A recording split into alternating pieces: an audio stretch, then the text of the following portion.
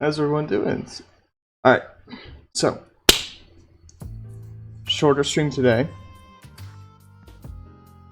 We're not gonna do too much. I don't have time to do Power World afterwards, sorry. But as promised, now that we're finished with Persona 3, what we're going to do is we're gonna do a little tier list, and we're gonna review it all. Sort of just get all of the opinions out of my system. And just do something totally comprehensive. So what we're going to do is we're going to do two tier lists. We're going to do a Persona tier list and a character tier list. So the Persona tier list, that's what we'll start with. And the way it's going to work is, excuse me for a second while I move the mic.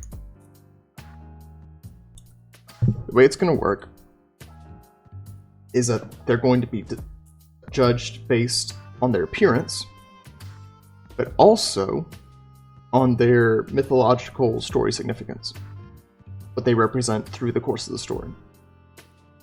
So both.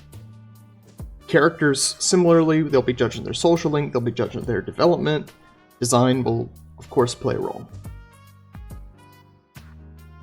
So, did everyone have a good Ash Wednesday? That was rough. It was rough. Last year when I fasted, it was so bad my professors noticed. Oh, I didn't get anything done yesterday. That's besides the point. Let's just get into the tier list. So first, I didn't compile these, by the way. That's why everyone is here. But that's fine. We're only considering Persona 3. So we have Orpheus here. Orpheus was our starting person. We actually didn't see much of him after the first act. But he is actually going to go straight into S. Orpheus' design, for me, excuse me, technical difficulties. For me, it genuinely represents a fullness of what Persona is. It is a absolutely quintessential design. Like when you see Orpheus, you think that right there, that's Persona. His design is totally in keeping with the conventions of the series, and is all in all just really good. It's really good, and it's also, in terms of the semblance of the story, it alludes to the Christocentric nature of the work without giving it away entirely. Because the whole point of the game is about dying and then coming back, a return of death, a defeat of death. And Orpheus hints to that without directly revealing it. Which I think is really cool. Because that story is also played through with Orpheus. And it also allows us to explore and emphasize one of the only canonical traits of our protagonist, which is that he likes music. So it's just really cool. It's really cool. I like Orpheus. Polydeuces. D for dupe. Deuces. Okay, he's hideous. He's hideous. And I don't like necessarily that Akihiko's persona is directly attached to Shinjiro's. I don't like that. I don't appreciate that. I think it strengthens Shinjiro's character, but it weakens Akihiko's because it tethers him down. I also just hate his design. I've said it countless times. I hate his design. I just think it's hideous. I think it's absolutely hideous. Caesar, on the other hand, S for Caesar, because you spell Caesar with it. I love Caesar's design. I don't understand why he has a little man inside of him, but it's just a really cool design. I think it really allows Akihiko to shine as a character when the story ends. I think it's a good persona for him. I think it's really well designed. There's really not much else to say on that. Lucia also goes straight to S. I did a little short explaining what I like about Lucia. but I really like how she represents martyrdom and sacrifice, and specifically attaining wisdom through sacrifice. I think that's really cool. I really like how it alludes to Fuka's self-sacrificial nature. I am, of course, biased because I like how it ties into Saint, but it's also very well designed. And all in all, I just really like it, and I appreciate what it does. I think it's perfect for Fuka. I think it helps the story.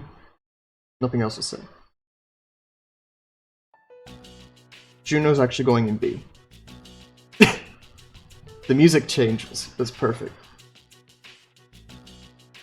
So, to understand Juno, you really need to go through Fuka's social link. Because the move from Lucia to Juno represents Fuka's move from being purely self-sacrificial to actually being a guardian, to becoming a maternal figure, to being able to protect the people she cares about, and being capable of doing that. She's adopting this motherly role, and that's what it represents. I'm fine with that. I just don't like Juno's design. And I also don't like that it doesn't change much. It's sort of just a reskin. So Lucia is really strong. I don't like Juno. Juno is just like an uglier version of the same persona. I don't like it. I don't like it. I don't like the reskinned personas, and that'll come back in a minute, but I just don't like it. I think it's weak. I think it could have been really strong if they had given it a different design, but overall it's just really weak. It's not really contingent with the way most personas are designed. So it's just, it doesn't ring true. It does not ring true. Hermes I think is really cool. He goes in A. Out of all of the base personas, he might be my favorite in terms of design purely. Actually no, he's my second. He's up there. I like him. I like his design. He gets knocked for a few reasons. Even though he's an A tier, that's just how much I like his design. He does get knocked for a few reasons. I don't see how Hermes relates to Junpei at all. I don't. Hermes is the god of travelers, he's the god of medicine. None of these really interact with Junpei at all. I feel like they just wanted a more sporty persona for him, and so they contrived Hermes into that role. But if that was just what you wanted to do, you could have done several others. You could have done the guy from Marathon, right? I don't remember his name off the top of my head. That would have been a great one to do. It would have been a god, but there are several of these that aren't gods. You know, you could have done Hector or Achilles. I think there were several personas that would have worked better. However, Hermes gets boosted just because I like his design a lot.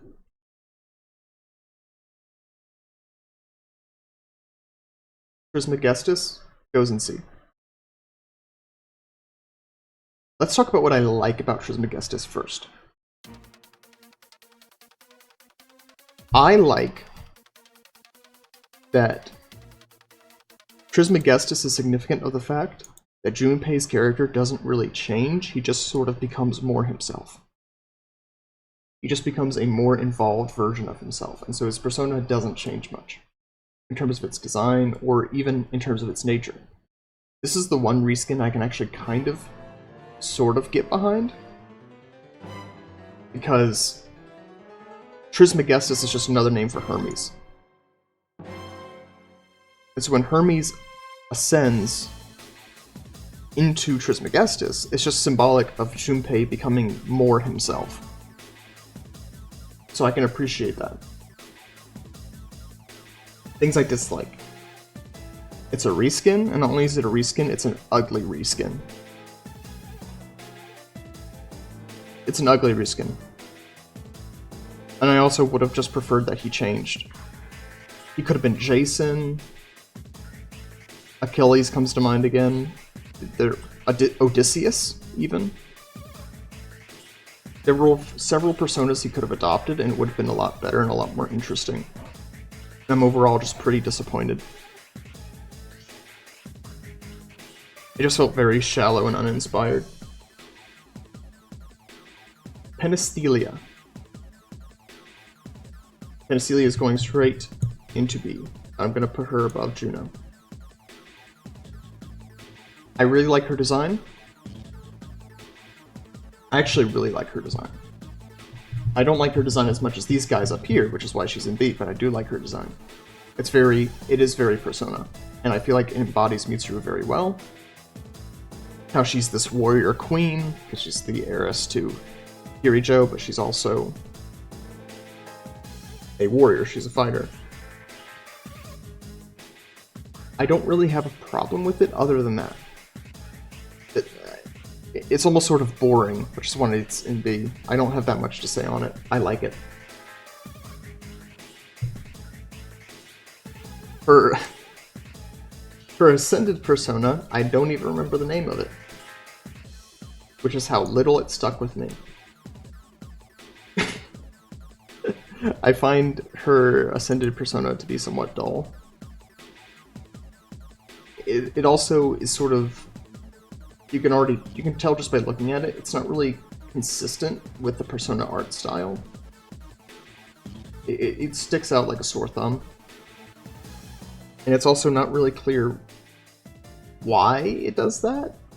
Other than, you know, deepening her relationship with her father, there's not really an obvious reason why. I would have preferred it have been more of a Hermes Trismegistus, where it went from like Penicilia to Hippolyta, and she just becomes more herself, and it's an affirmation of herself. And herself becoming stronger and more pronounced and more able to deal with the challenges of the world. This change is not one I understand.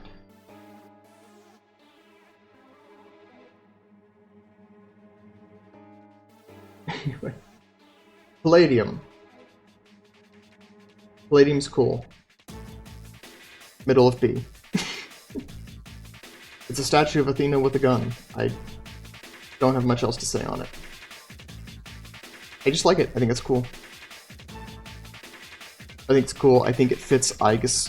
I think it fits her character and also her purpose within the story. That's it.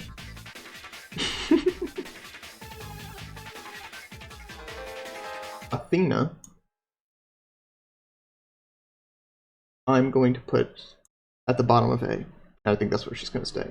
Because realistically, I like her design more than I like Penicilia. I like the very clean transition from Palladium to Athena. I like that Palladium is a statue of Athena and then becomes Athena herself, just as Aigis, in the context of the story, begins as a copy, a robot, a building, a copy of a woman, and then becomes an actual person. Of course, she doesn't do that because that's not possible, but regardless, I can appreciate the concept, and I like its execution.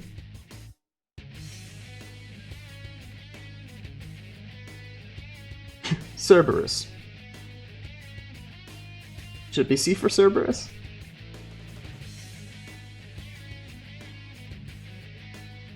Yeah, I'm gonna do C for Cerberus because it's funny. I really like Cerberus. It gets downgraded for 2 reasons. 3 reasons, actually. The first reason is because it's predictable. The second reason is that it's not clear why. Like, why is Koromaru darkness? Why? He's the dog of a monk. Doesn't really make a lot of sense. And on top of that, Cerberus never actually ascends. It's the only persona that doesn't. Which is just kind of funny. But it has to get docked for that reason. And although I like the design and I think it's really cool, it's also vaguely uninspired. It looks exactly like how you expect a Persona version of Cerberus to look like. And so for that reason, it doesn't really ring with me. Nemesis. Straight to the top of A. I love Nemesis's design. First of all, just like what I was saying with Cerberus, Cerberus looks exactly how you expect a persona of Cerberus to look like. Nemesis doesn't look anything like what you would think a persona of Nemesis would look like. I like the fact that it's saw blade, which points to it being you know, you call it a double-edged sword. How it hurts the user as much as it hurts anyone else. I like the design. I like the fact that it kind of looks like a toy. Doesn't make sense because Ken is a kid. I like all that. I think it is a very well-designed persona. And of course, with Ken's fixation on revenge, it makes perfect sense. So not only does it represent his struggle, but it also represents how that struggle is hurting him back. And it's really well designed too. Nemesis is just really great. Culinemi. I like it more than Polydeuces. I think that's all I have to say on it. I don't mind the design. I don't love it, but I don't hate it. Which is all I really have to say on it. Don't love it, don't hate it. I think some parts of the design are cool. But I can't understand the significance of it. I feel like the significance of it is so... what's the word? So niche and so difficult to comprehend that only the author knows. Only the writers know why Culinemi has any significance at all. Like, that's not a... it's not a depth you can pierce, and for that reason I have to dock it. It's just not understandable, and the design is mid. So the metaphorical, conceptual aspect of it is awful, and the actual design is mid, so just go straight to D. Just go straight to D. Castor...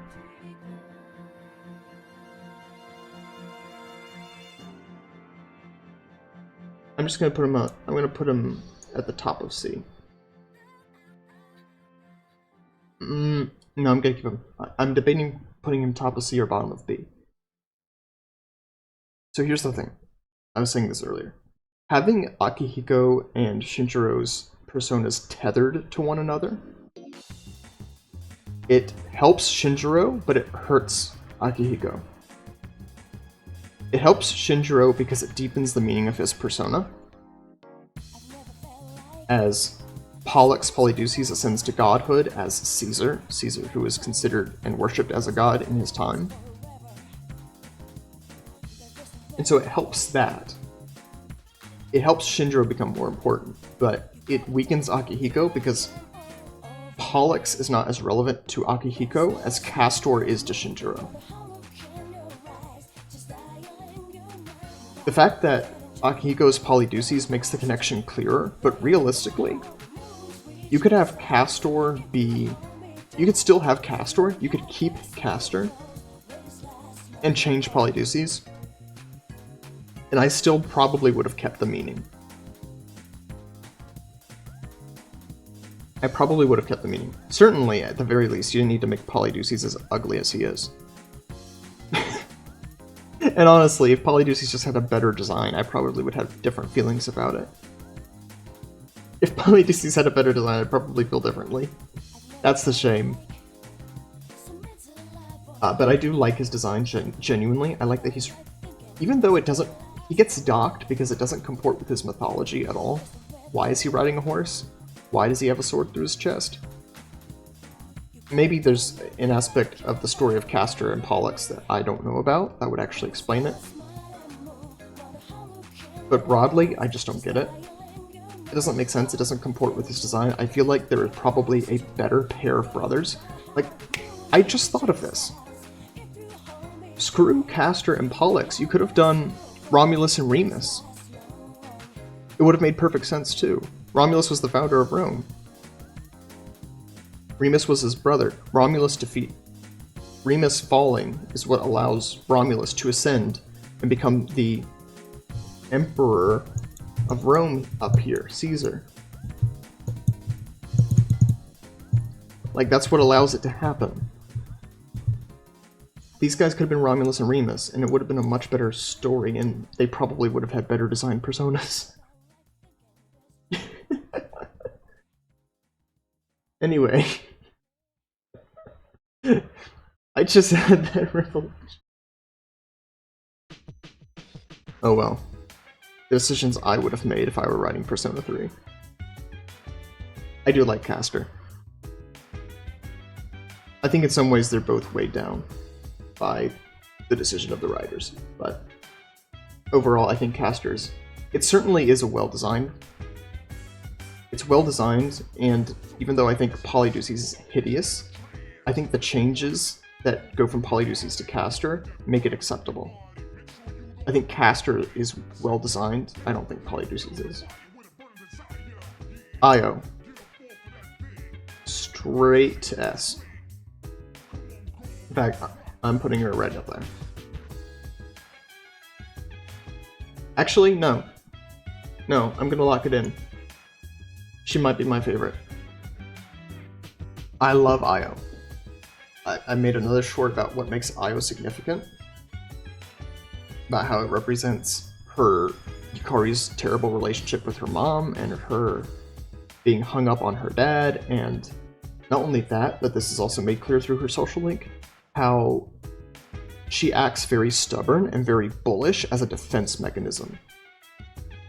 And how this bullishness, this stubbornness, this aggression, this inability to be vulnerable has been imposed on her by her mother, by quote-unquote Hera. It's been imposed on her, and her true soul, her true self, is locked within that. It's locked within this inability to be vulnerable. It's locked within this stubbornness, within this aggression, begging to break free. And on top of that, it's extremely well designed. I love how they made the bullhead a chair. It's extremely well designed, it's extremely significant, and the deeper you go into the game, the more relevant it becomes. So I love it. I think it's great. Isis goes to C tier. I think it's kind of ugly, and I don't think it's as relevant to her character as Io is. I think a better change would have been Io to Europa. Because Europa... So, here's their stories vaguely. Io was a lover of Zeus. Hera went to peek in and catch Zeus in the act, and so Zeus turned Io into a bull to get out of the situation. And then Io was cursed to wander the earth as a bull for a very long time. In Europa's story, Zeus comes to her in the form of a bull, and they do the deed, and Europa gives birth to all of civilization, basically. I think Europa would have been better because it would have shown how the roles had changed. Where in the first role, her love for her father, her relationship with her mother, were burdening her and trapping her within this, within these emotional walls. But if you had swapped from Io to Europa, it would have shown how that relationship had inverted, and she had gained mastery over her walls. And she had learned how to master her aggression and use it in the proper places without hurting her friends. It would have shown a mastery over her negative tendencies. This sort of almost Jungian... No, actually, scrap it. Screw Jung. Not a merging with the shadow, but a conquering and controlling of the shadow, where she leashed her own negative tendencies and learned how to unleash them on the people who needed it, and to keep safe the people who she didn't want to hurt. Keeping aggression in its proper place, because of course aggression has a place, you just don't want to hurt your friends. Isis, I think, is comparatively very weak. Sort of just represents her coming to terms with the death of her father, reconciling herself with her father after he died.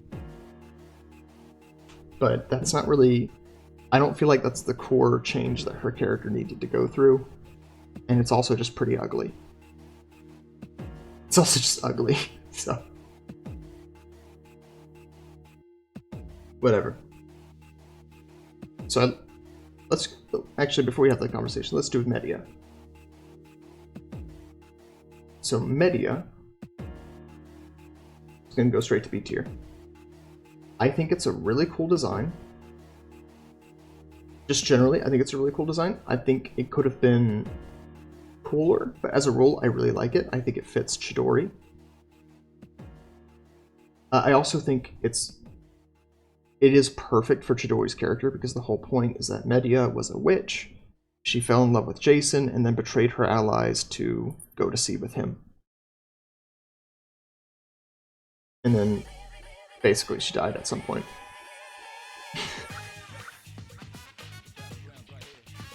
So I think it's very well designed. I like the design, and I think it fits Chidori very well. The reason it gets docked is just because I feel like it doesn't really match some of the other ones. It's a very human, even folkish design, whereas Personas tend to be pretty robotic. And so it's just a bit strange. It stands out. Okay, so I looked these up.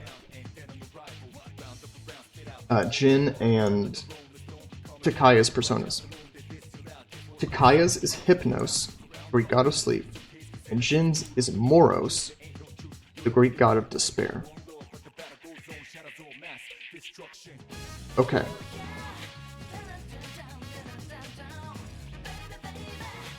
I think Hypnos sucks. I'm gonna put him in C, the very bottom of C. Because I think the design is pretty cool, but that's it. I don't see how it really fits Takaya. He does worship sleep in a sense. He wants to sleep forever. That's his whole point, is that he wants to drift into eternal slumber and send the world to eternal slumber in a certain sense. But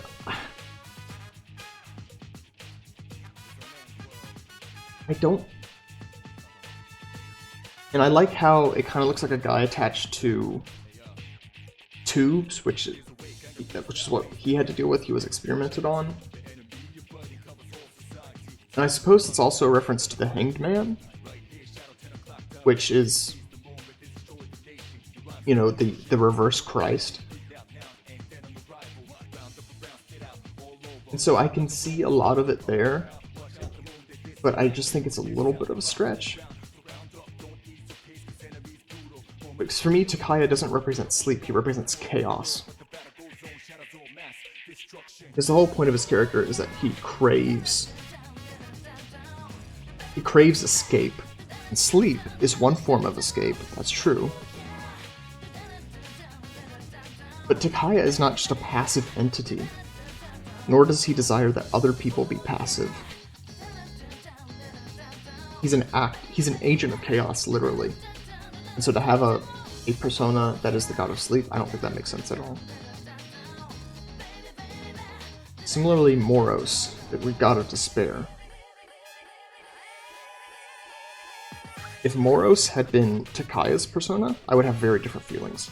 I think Moros would have been perfect for Takaya. I think it would have been absolutely perfect. I do not think it's perfect for Jin. Jin doesn't represent despair, he represents loyalty. And so I can think of, like, I don't remember his name, but like Achilles' brother in arms who's loyal to him, you could have done that. On top of that, it's a very robotic design, and so I'm torn. And I'm just gonna go ahead and I'm gonna put him in B tier, because I really like the design. I think the design fits Jin perfectly, but I think the message behind the design has nothing to do with him. Like, Jin is not Moros. Literally, he's not Moros. Moros is an adjective as well as a name. Jin is not Moros. I think Achilles or his brother in arms would have done Patroclus, there you go. Or even something like, I guess Typhon probably would have been too dramatic. But I also think like Hephaestus, Prometheus, even to a lesser extent, Pandora.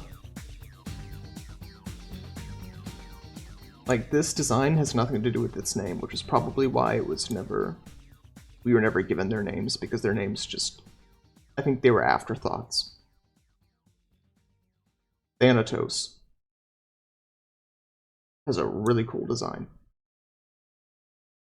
It's just, it's... What can I say? Suicide is bad. That was a joke. That was a joke. Please, that was a joke. But no, it's a really cool design.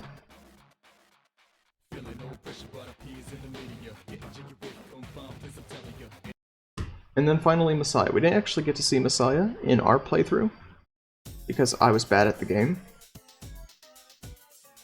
But it's really well designed. You can see how it's kind of a fusion of Orpheus and Thanatos. Overall, I just think it's really well designed. I don't think it's quite S tier, but I really like how it looks. I really like how it's looking upwards, which is not only significant of Christ looking up towards God, saying it is finished, but also looking up at the moon, which is Nyx, keeping your eye on the sky. It represents this return from death, this conquering of death, and as in many ways it gets bumped just because, as the protagonist's final persona, it is significant of the Christocentric nature of the game. And the simple fact that the goal of the main character is to become like Christ does a lot to elevate the game. And its themes, and its characters, and just everything about it. Because of course anything dedicated to Christ is going to be better than things that aren't. Not just because I'm a Christian and I'm biased, but because Christ is truth, and he is goodness, and he is life. And so any story which points itself towards Christ is also going to be full of truth and full of life and full of goodness. And it's going to be a story worth engaging with, provided you actually engage with Christ and not just some facsimile of Christ you invented in your imagination.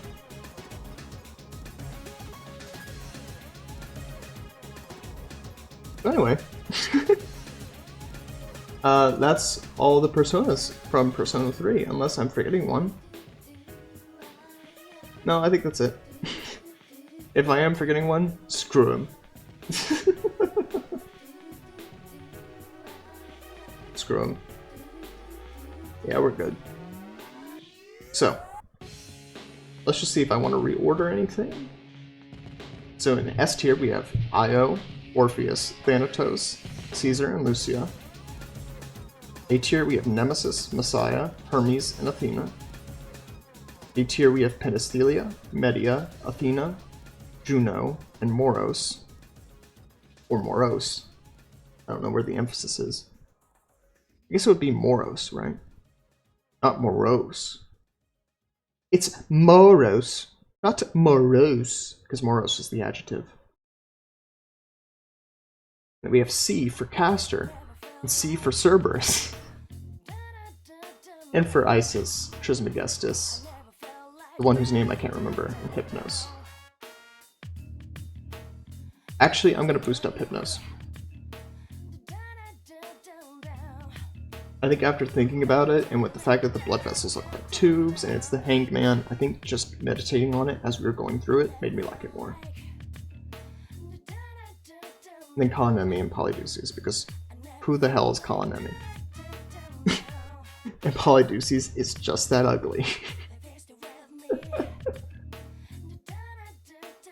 Alright. Give me just a second, I'll be right back, and then we'll continue.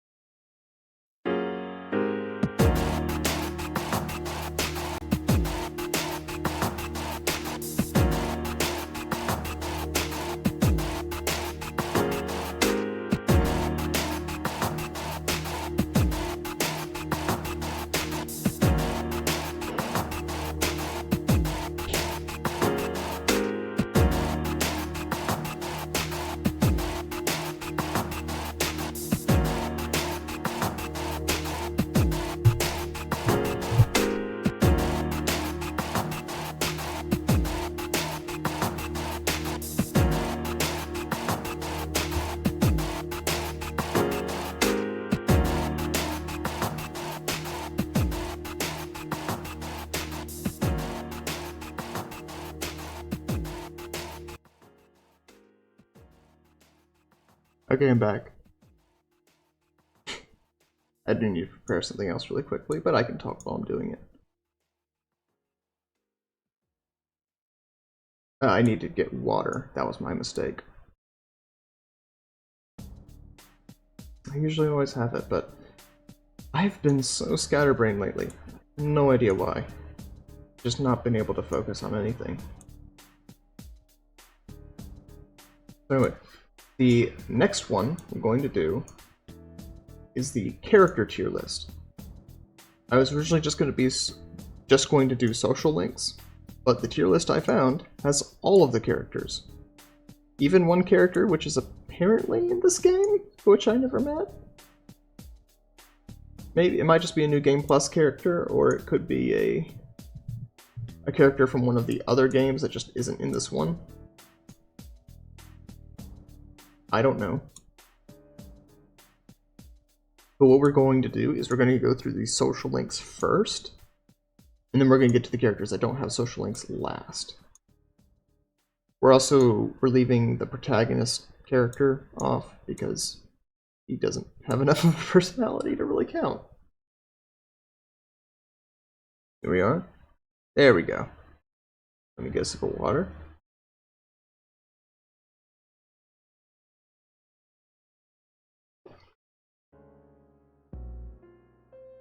Let's get some better music, because this is not a fearful experience.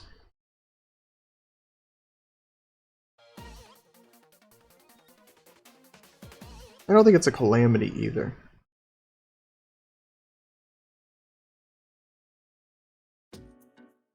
Perfect. It's a test. That's what it is. So, social links first. So we have Mitsuru at the top. We did not finish her social link, so there's a little star here. We're not going to put her in NA though, just because we didn't finish. We're not going to do that. Because even though we didn't finish her social link, we did still experience her character, and we got a vague idea of where her social link was going. I am going to put Mitsuru in C. I like her character. I don't dislike her. I will say that kuderes are not my cup of tea. I don't... Girls, especially female characters, they're just super stoic and don't show much emotion. They don't do anything for me, in any sense of the word.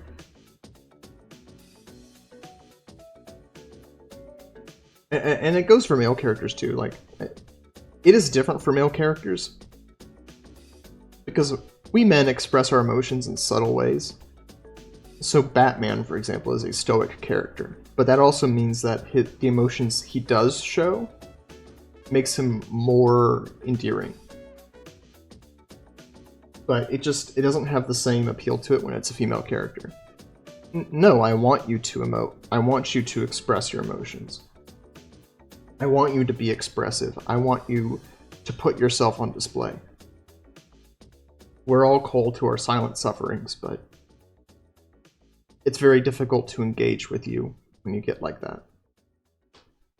And on top of that, I've seen stories before about, you know, rich person trying to be normal, trying to figure out what normalcy is. I've never vibed with those stories. I don't have any particular dislike. It's not ideological. I just tend not to vibe with it.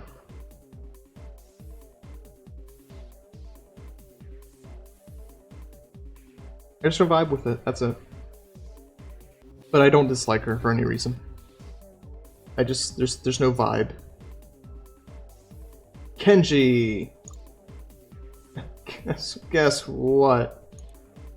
Straight to F. He's such a fake person. He's fake! Kenji is fake. He's fake, and in order to boost his social link, you have to be fake too. You can never just be genuine or sincere with him. You have to constantly be a fake person. You can't ever show any real emotion. That's besides the fact the entire social link is about him trying to date his teacher, and you're never allowed to tell him off for it. You're never allowed to tell him off for it.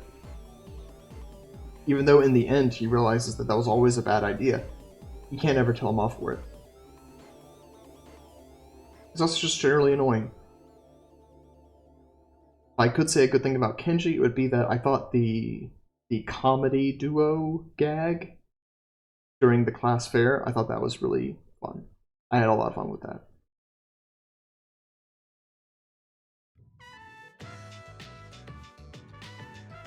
I guess. I'm going to go to D. I've already expressed my severe hatred of AI becoming human stories, so I'm not going to rehash all of that. Just, you know, just watch the 40 hours. Just watch all... just watch all 40 hours uploaded to the channel of Persona 3, so you can get the whole story.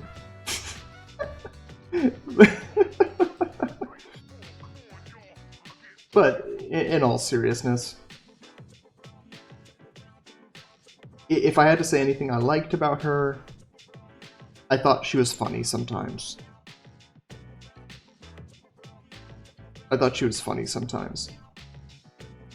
And if I just view her as a robot, then it makes me... Realistically, she would probably be C tier, except for the fact that the game kept trying to convince me she was human and I wasn't having it. And her social link, for that reason, I found her social link to be exhausting. It's like, no, I'm not... You're not gonna sell me on this. You're not gonna sell me on this. Itatoshi, we did not beat his social link either, but he's actually gonna go into B. Even though we didn't beat his social link, I thought he was a lot of fun, and I really enjoyed talking with him. He was a very flawed person, but it was also very obvious that the social link planned to deal with his flaws. And I thought generally he was a very charismatic character, and I like jackass characters. I like characters who are jerks, like the jerk with a heart of gold trope. I really like that. And I thought it was done really well. And I'm disappointed we didn't get to finish his social link. Yukari.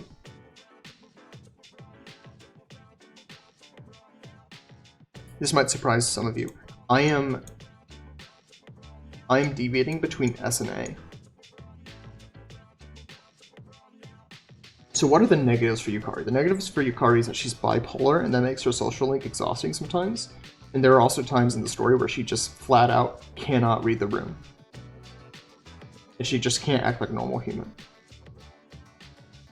But the thing is, the story is aware of that.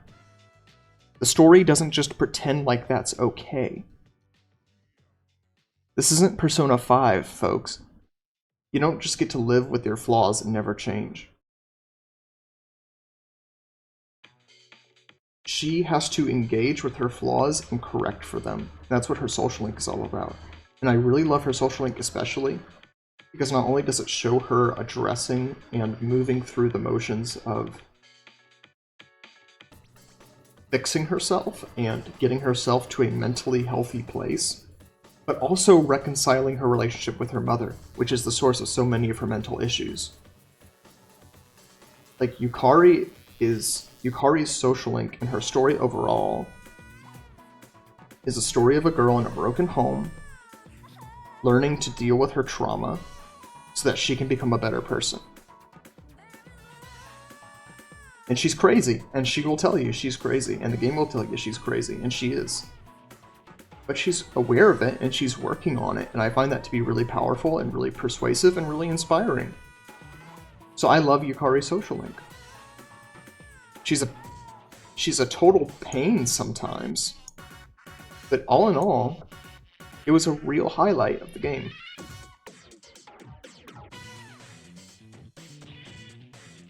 So yeah.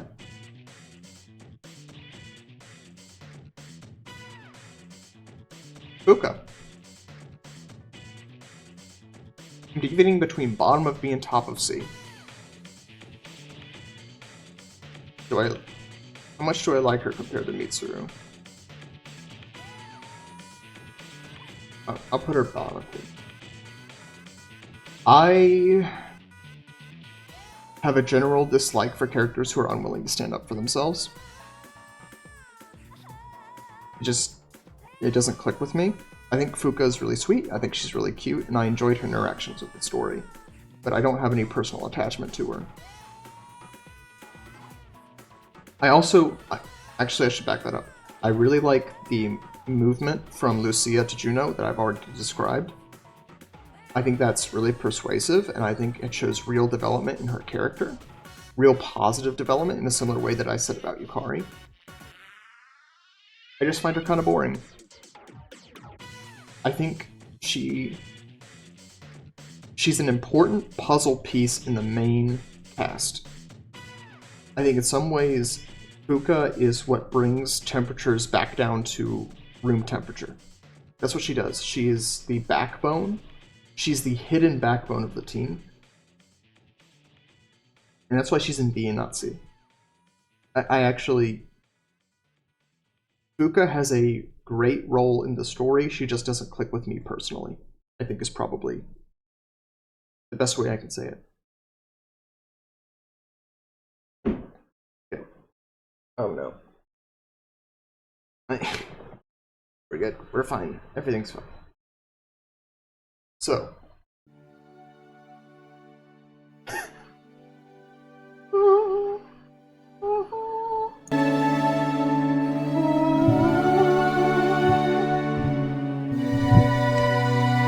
Oh no! No! Bukichi! Don't go into the light! Don't go into the light! Bukichi! No! Bukichi, don't go into the light!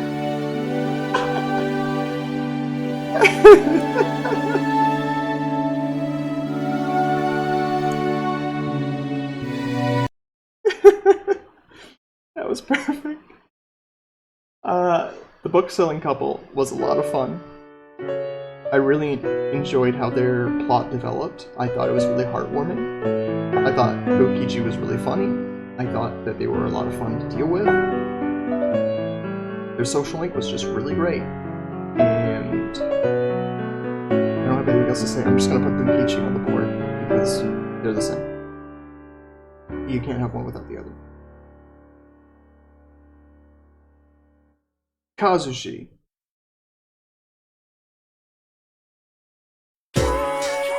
Should I put him... Yeah, I'm gonna put him below Fuka.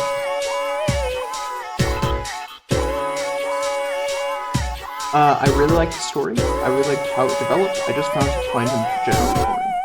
But this whole... I thought the story was really well done. And especially when you get to the conclusion where it's like, oh, I was pushing myself too hard, and if I just took a step back, I would have been fine from the get-go. I think that's really powerful. And, it's a reminder to slow down, smell the roses. But this character is not really cool. Okay, Shihiro. We all know she's not good. But in all seriousness, Shihiro was a lot of fun. She was really relaxing, and I really enjoyed the I found all the way loved her character, and I loved her story progression. The drama of the social was kind of bland. Like, oh no, I was I just found it kind of boring, and not very engaging. But her character and her character progression is incredibly spiral. But now, I really like her. She's also the new best girl. Just gonna drop that and go. Okay, here, we can finally talk about this. So, there are jokes online about, Persona fans going after teenage girls. Okay. Which is more inappropriate? You're playing a game where you play as a teenager. Which is more inappropriate? Is it more inappropriate for your teenage character that you play as to go after the teenager who's the same age that you are, or to go for the statutory rape route? Which way, Western man? Which way, Western man. Serious, I don't understand those complaints. And I don't understand a lot of my friends. No, my character, I'm going to do what's moral in the context of the game. I'm not a life. Behave as the character, because that's what it's called a role-playing game. That's what you do, is you play the role. And your role is a 16-year-old. So yeah, I'm going to, in this world where I am a 16-year-old, I'm going to be a 15-year-old, or a 16-year-old, not the 20-something-year-old. 21, 24-ish. She gets knocked down for statutory rape. But I actually thought that, for those who didn't put together, she's the hermit. She's the hermit. She's Maya. Other than that, so we'll see if my opinions might change if I actually complete her social. If I ever completed a social, my opinions might change. But I actually really enjoyed it. I thought it was really funny. I enjoyed her technique. I thought it was all very funny. I liked seeing her fight. It was really interesting. She's a very expressive character, and you never quite knew what to predict. You never knew what was coming next. I really enjoyed that. So all in all, I really liked it. That was fun. Ryoji. I guess I like him more than Katsushi. He's Ben 10! It's dark. No, I liked him. I thought he was fun. Yuri Lowenthal did a great job voicing him. You really felt the emotion. I guess you kind of have to like him because he's so pivotal to the story. It's very difficult to dislike him. Because they do so much to endear him to you. He's also kind of a pervert, though. Which was never really explained. Actually, yeah, there are a lot of discrepancies in this character that I didn't really think about before. It's not really consistent. Yeah, we'll just leave it at that. I'm comfortable with this.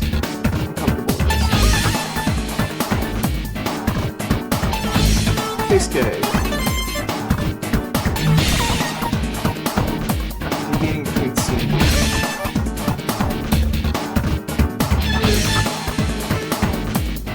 Realistically, I think I do like him more than I guess. We never completed his social life. But I liked the sort of discrepancies in his character. I'm really interested to see where it would go from there. From where we left off with him. I'm disappointed we didn't get to see the end of that. I think he probably had a pretty interesting story. It was also a cool dude. I didn't click much with him personally. Yuko. She's sweet. She's baby crazy. She's also kind of boring though. I'm just gonna put her in C. She's kind of boring. I don't think the game does a great job of endearing her to you. I don't dislike her at all, but it's just, it kind of is what it is.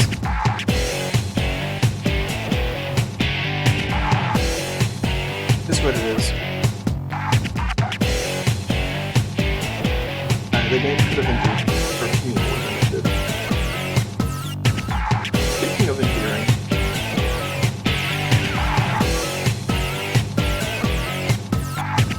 Lego. Her social life was a lot of fun. And I like that even though the divorce still goes through, it ends with a note and a hint towards reconciliation. She might have been A tier, except that I kind of disliked at the end. I was like, I'm gonna marry you. Oh boy. My hero now is a 3-year-old. Joining my Muhammad.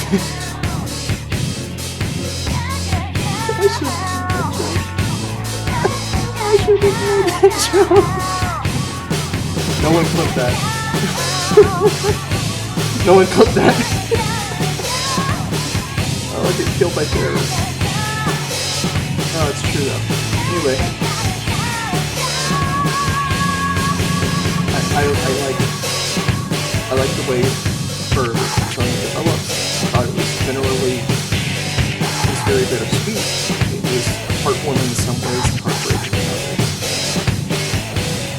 There was a whole story that I really appreciated. There's a loss, but there's also a hint towards friendship. Pharos? No. Immediate. I like him more than Kenji, I think. I actually don't know. I'm just gonna keep him there for now. And I'm just gonna keep him there for now.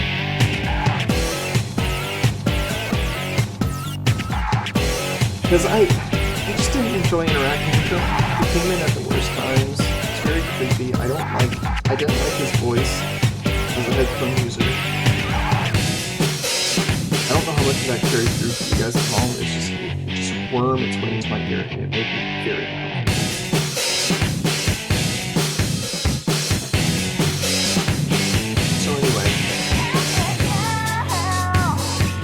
Baby.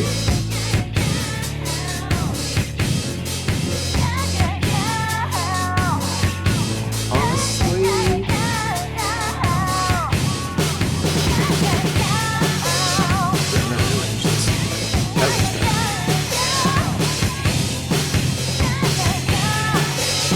that looks better. Yeah, baby. I was never very comfortable with him. I didn't dislike him. He was decent enough, and I enjoyed his social link. I will say that I did. I enjoyed his social link. I enjoyed his social link.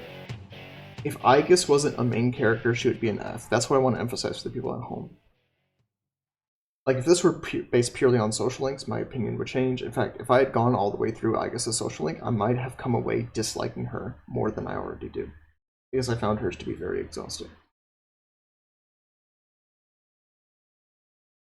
But I enjoyed Bebe's.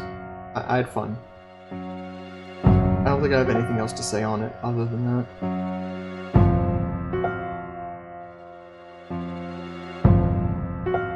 I thought it was well done. I liked how that drama developed. But I wasn't crazy about it. Like, in real life, he wouldn't be my friend, but he would be an acquaintance. You know? That's sort of how I see it. Tanaka, I'm gonna put at the bottom of the page. I really enjoyed his social link. And if I got to see the end of it, I probably would like it even more. But he was weirdly locked away, so it's not for that. But otherwise, I like characters like him. These sort of goofy villains. I like them. I had fun. I had fun. I enjoyed it. Utatsu, eh?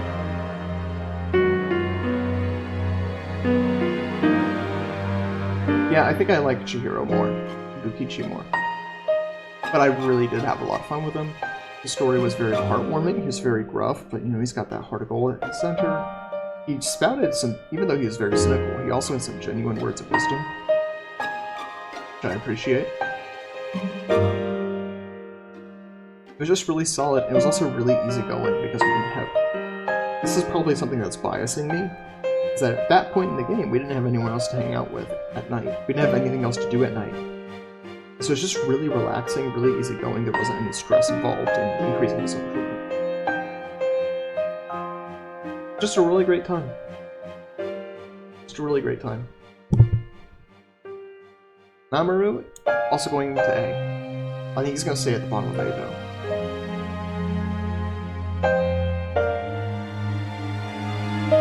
The story was really simple, but really heartwarming. He had a lot of determination, and I really liked how it developed and how it ended. You know, he learned to rely on other people. He's out there providing for his family, and all in all, he's just living his best life. I feel like he has the best ending out of everyone. It's like, yeah, I've got a job, I'm providing for my family, I've got friends, I've got hobbies, I'm providing for my family, I'm doing... my life is peaked. It's peaked. I have a well-paying job, I'm making things better for my family, I've got great friends, I've got hobbies I love. Like, my man is living the life. And he's simple enough to just appreciate that.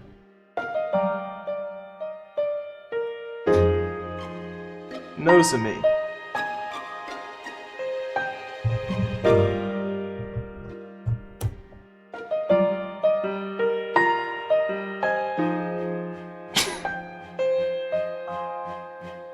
Need I go on? So here's the thing. At the beginning of Nozomi's social link, I never liked him, but I found it amusing. He lost me so quickly. He did. He lost me. Because those social links have a few strings to it. His social link had... So here were the different plot threads.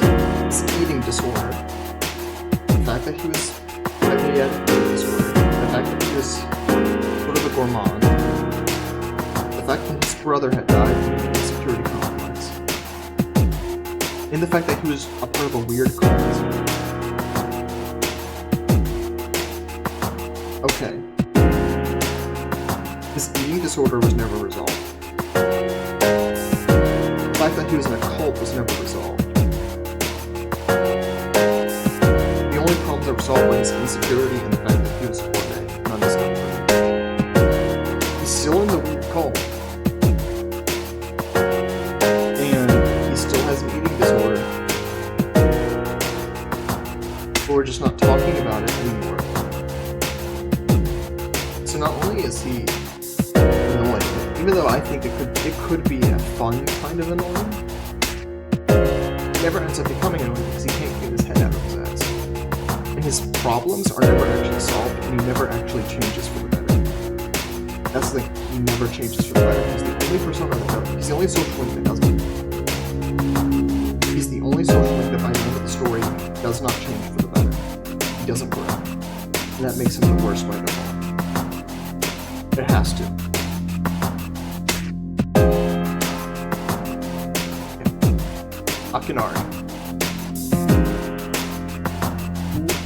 All the way to heaven. Very tippy top of the tier list.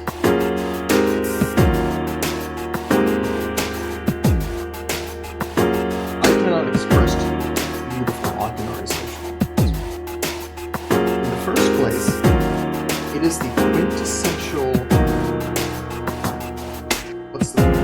It is the quintessential coalescence of the entirety of the game's themes.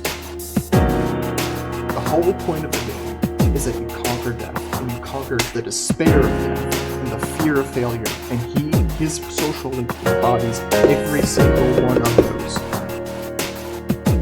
All of the game's major themes are in his social link. Not only are all of them in his social link, but they're explored in a very beautiful way. For the whole point, when you reach the climax of the game, you're like, oh, shoot, you're fighting death incarnate. How could we possibly beat this creature? And then you have this kid, 19 years old. Like, yeah, I have a terminal illness. I am going to die. I'm never going to live as an adult. There's a whole life that I could have had and I'm never going to get it. And I have to come to terms with that. And that's what he does. He learns how to live his best life with the time that he has. And he learns how to face death with a smile. He learns how to live a life worth living. Because he lives a life worth living, he's not afraid of death.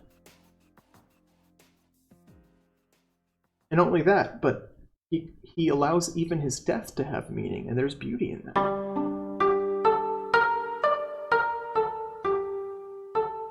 And I also have a personal connection to him because he finds purpose in writing. And that's the the whole point. It's like, yeah, I love to write and I love to tell stories. And I also love to write and I also love to tell stories. And I also find purpose in creating works. And so because of that, I relate to him a lot. And so not only does he perfectly embody the themes of the game, but I also have a lot of personal connections to him, and it's just really well done. Just really well done. Like, hats off. It was wonderful. Chef's kiss. Chef's kiss.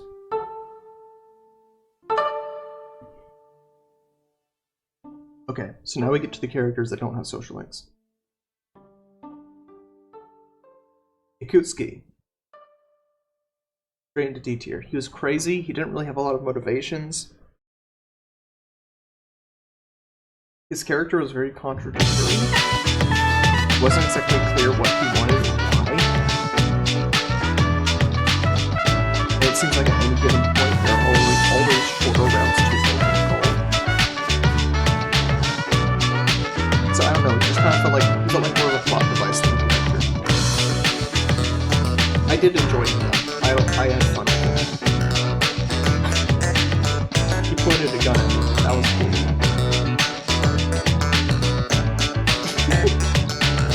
He pointed a gun at me. That was cool. I actually do like him as a villain, but I don't. As a character, he doesn't shine for me nearly as brightly as the others. Elizabeth. Didn't like her. I didn't like her. I know what I did with her at the end of our final date, but I don't like her. I found dealing with her to be exhausting. Don't know quite entirely sure what she is or why, and there's a lot of unanswered questions there. Maybe if I had finished the post-game more, made my way through it more, I just didn't engage with her at all. Feeling very difficult. I didn't enjoy the quote-unquote dates. I just didn't click with her at all. I don't know if people are off because I don't feel like it. Even though I put them there. I'm not actually going to use them. I'm going to leave them off the board. Okay, so now we get to non-social links. Chidori. Chidori.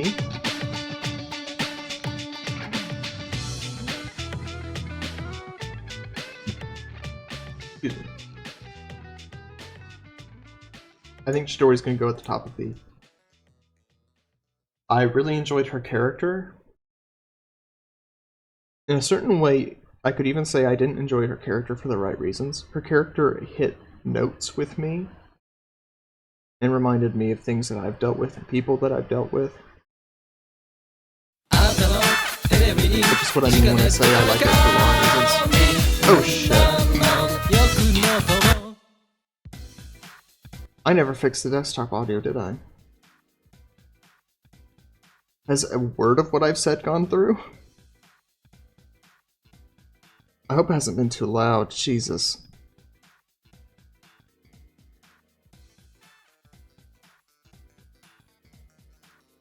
Dang it. I hope that was all legible. I just noted the music suddenly jump. Oh man. Anyway.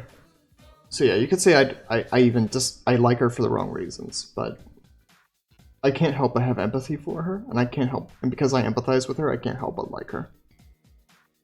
That's how it is.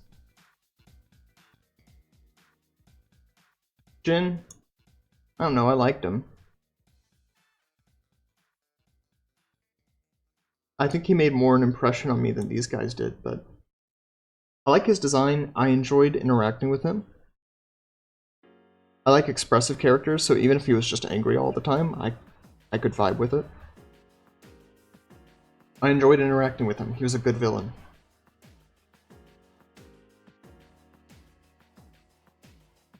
Takaya is also going to go up into B. I really liked Takaya. I had a lot of fun with him. I thought he was a really well done villain. He was contradictory in certain respects, which prevents me from really attaching myself to him. Because I feel like his motives were in constant flux. Which is fair, because he's a hedonist. So of course his motivations are going to be in constant flux, because his wants are in flux. But that makes it really difficult to connect with him, because the story isn't clear. It's not a straight line. Junpei? Yeah, right there feels good. I didn't love Junpei. I liked him, I didn't click with him so much. There's really nothing I dislike about him. I don't have anything bad to say. But let's see, I liked his story with Chidori. I like their interactions. But their interactions made me like Chidori more, it didn't necessarily make me like him more. I think if maybe it had had a more pronounced effect, and he had maybe been a bit more vengeful about it, maybe it would have changed. I don't know. I just don't have many emotions on him. Akihiko? I love me some Akihiko. He was really fun, really charismatic, and it was always a joy when he was on screen. Side note, I hate his new voice in Reload. It's not his. Why is it so deep? In the new game, why is it so deep? I hate it. I hate it. I hate it. I totally hate it. If he doesn't talk like this, then is he really Akihiko? Seriously though, like, Akihiko's new voice makes me want to not buy the game.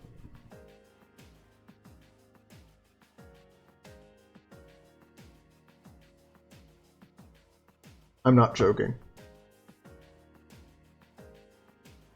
Anyway, Ken.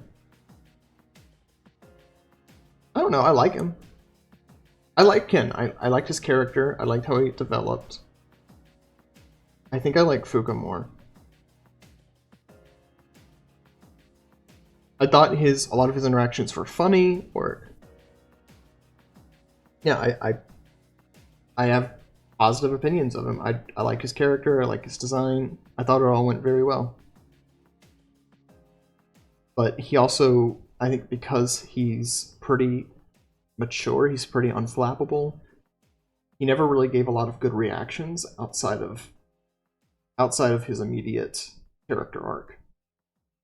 Outside of his immediate character arc about, you know, recovering from his want of revenge and getting over his mom's death, he didn't really have a lot to do or say. Speak of the devil, Shinjiro. I like him. I don't feel like we got enough time with him to really, for me to really be attached to him. He kind of just showed up and then left. I think even in universe, he was only a part of the team for like a month. He was genuinely a part of the team for a month. I don't know how I'm supposed to get attached to him during that time, but I don't have any negative opinions on him. I thought he was cool. I thought he was fun. I thought he had really good interactions with the rest of the team. But yeah, he didn't really get a. This is another character where I felt like he was more of a plot device than a character. I think that's the simplest way to put it. Koromaru is a dog. Okay, hold on. Can I?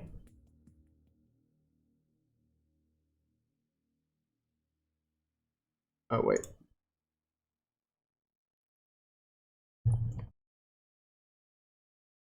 Dog.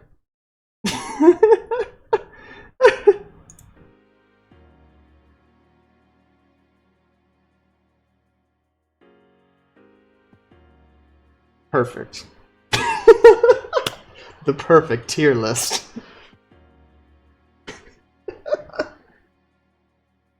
With a perfectly modal distribution. With a perfectly unimodal distribution. Finally.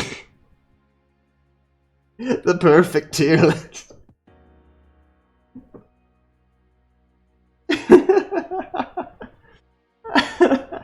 He's a dog. I have nothing to say on the matter. He's a dog. He has no... His persona didn't even ascend. He's just dog.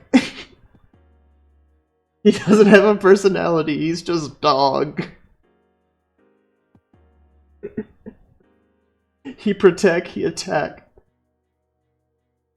But most importantly, he mamudo your ass. He's a dog.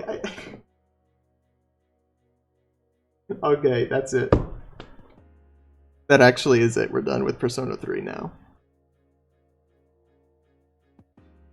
We're done with Persona 3.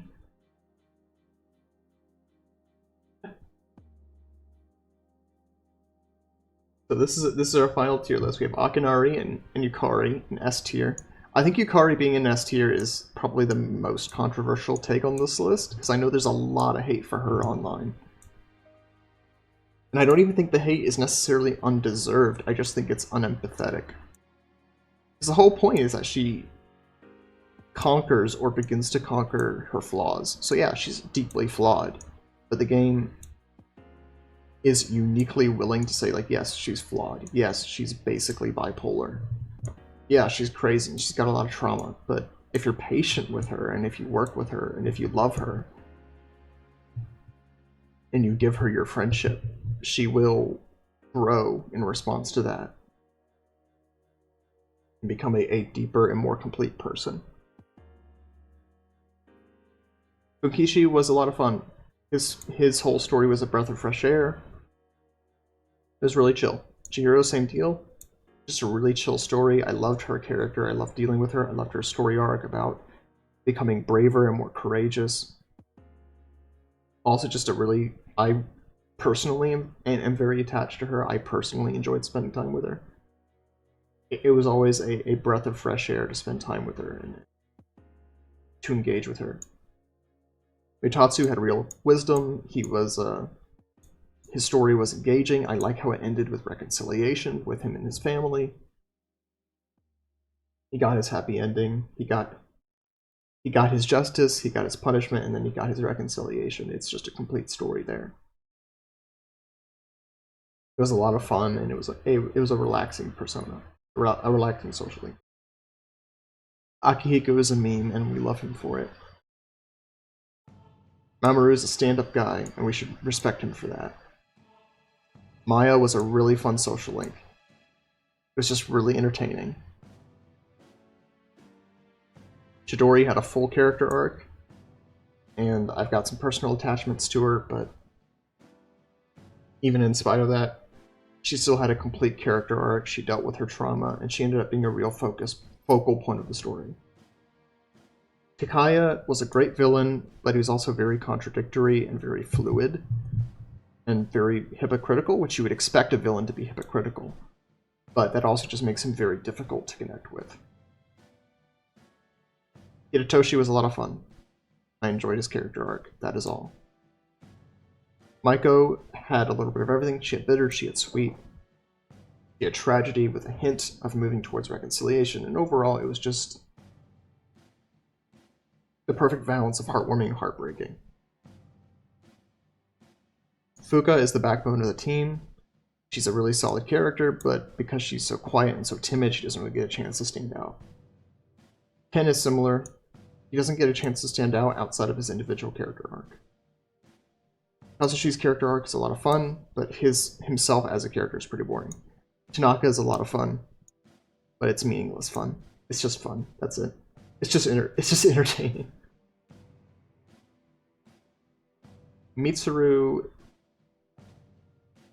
doesn't click with me. I'm not a big fan of stoic characters, especially stoic female characters. I just find them very boring. And I don't think I'm the only one who feels that way. Because you think about like Madam Web and similars, like that just came out recently. People don't like stoic female characters. Stoic female characters don't hit the same note that stoic male characters do.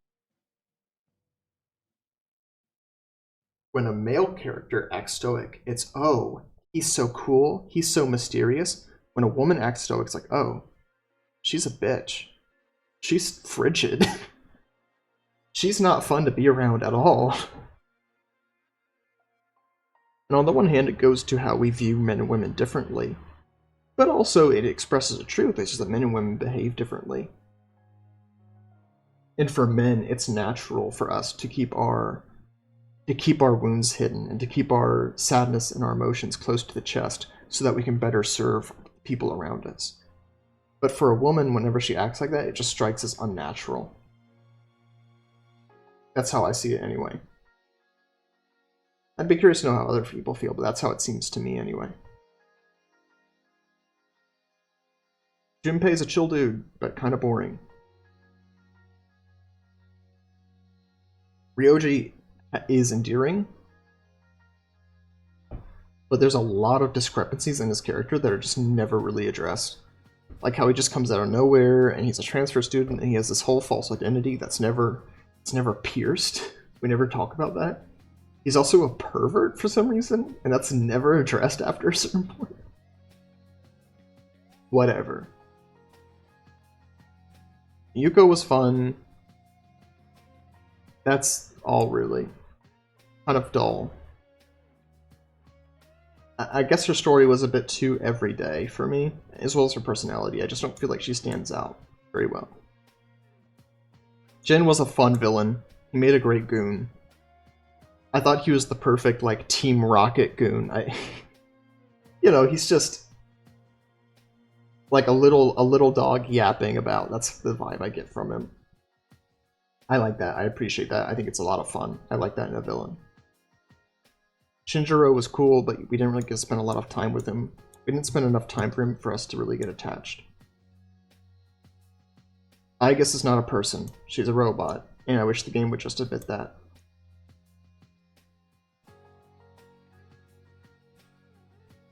Ikutsuki is fun, but contradictory, and he doesn't make a lot of character, and he doesn't make a lot of sense. Bebe was fun. I didn't like having to do his accent. He's also kind of femme. Kind of a twink. But he's cool, he's a good guy, and spending time with him was fun. I don't have any issue with him, I just prefer the other characters more. Keisuke, we never completed his character arc, but I thought he was interesting. That's it, I thought he was interesting. And that's another point. Every character above F, I like. And it's something I should probably hit home. Every single one of these characters, I like. Except for the characters in F, below. D and up, I like all of these characters. So just because a character is in D doesn't mean I dislike them. It just means I don't like them very much. It's not until we get to F that I get into the actual dislike. Elizabeth is strange. Dealing with her is difficult and unpleasant. I don't understand her or her motives, or who she is or why she is. I did not find her funny, I did not find her endearing. I just found her annoying. And her voice didn't help. Pharos, everything I just said but repeated. He's difficult, he shows up without your consent. You don't really get a choice in dealing with him. I find him to be annoying because he basically just says the same thing every time you see him. Like, oh, you know a full moon is approaching, don't you? Are you ready for the next trial? The end is near. You have 1 year to prepare yourself. Are you ready? It's the same thing every single time, and it's annoying. It acts like he has a character arc, but he doesn't. He just says the exact same thing. Oh, a full moon is approaching. Your next trial is ahead. It's so dull. I hate it. And I hate his voice too. It just worms its way into my ears. I'm the kind of person for whom ASMR has the opposite effect. It makes me anxious. And that's what his voice does. It makes me anxious. Kenshi is annoying and fake. That is all. And a pervert. He's annoying, he's fake, and he's a pervert. Nozomi is an incredibly flawed individual, but his flaws, even if they're addressed, are never fixed. And that's why he will always be at the bottom. Because a social link has no actual reconciliation. It has no actual redemption. Every single one of these characters goes through some sort of redemption or some opportunity and rejection of it. Or else, like the villains, they get the opportunity for redemption and they reject it. But all of these characters go through a certain restoration, where their woes, their sorrows, and their flaws are laid at the altar and burned. And they're renewed, and they become new people, new, better people. Nozomi doesn't go through that transformation. He never seriously changes, and so he's always going to be the worst.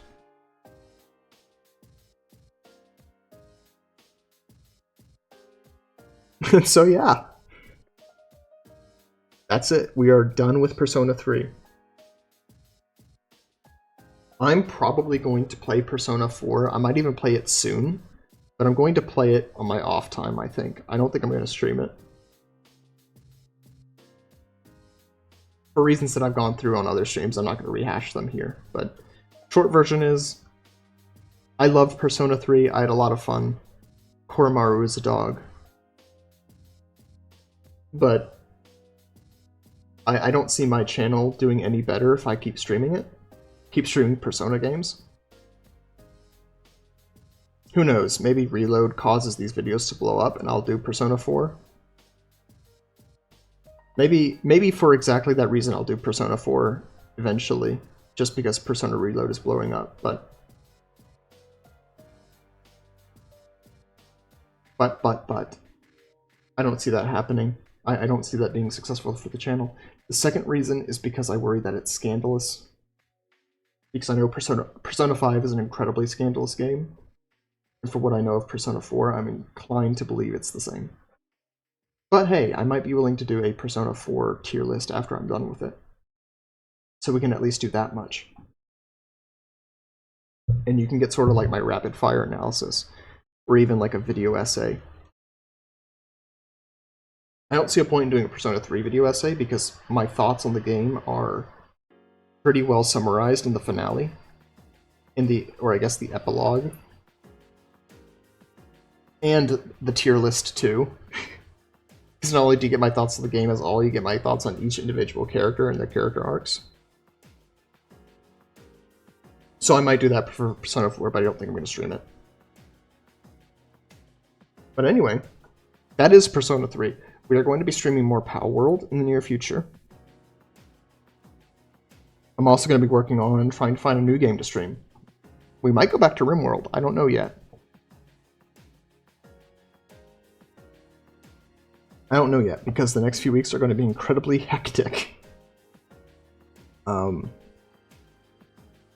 next 2 weeks are fine, but after that, I will be, let's see, I'll have a weekend trip, and then I'll be in Europe for a week, over a week. Then I have another about 2 weeks of chill, and then I have Confirmation Sunday, which you have to remember, I am a catechist, I'm a confirmation teacher, so I have to be there and I have to prepare for that. And then I have about 3-4 weeks, which would be pretty chill, except I also need to make sure that I have a job and that I have a house and that all that's lined up. I'm moving, so it's all going to be hectic. But we'll see what happens. God has a plan. God has a plan. I should also be recording a new podcast episode tomorrow. We did not get one up this week because I was sick and I felt like crap.